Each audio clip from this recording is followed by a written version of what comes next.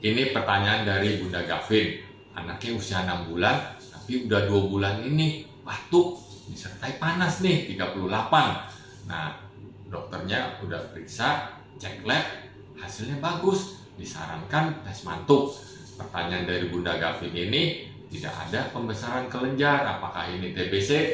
Nah, jadi ini masih mungkin ya, dan anak usia 6 bulan dengan batuk dan panas 2 bulan, mungkin on off, ini kondisinya nggak bagus. Kita harus cari tahu nih penyebabnya apa, dan ini nggak gampang ya. Nah, biasanya kan waktu sebelum 3 bulan udah di BCG ya. Nah, ini akan mempengaruhi mantuk yang akan dilakukan.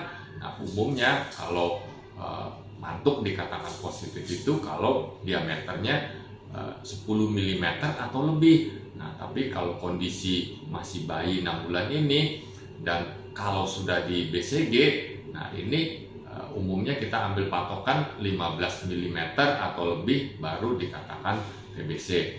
Nah, mesti dicari tahu nih, ada nggak orang dewasa yang sakit TBC atau batuk-batuk yang kita curigai TBC. Nah, kalau ada kecurigaan, nah maka kita wajib melakukan tes mantuk.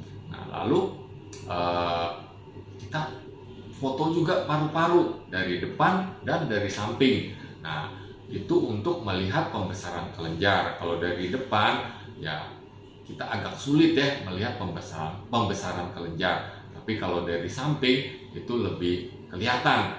Nah, kalau ada pembesaran kelenjar, maka dugaan ke arah TBC itu lebih tinggi ya.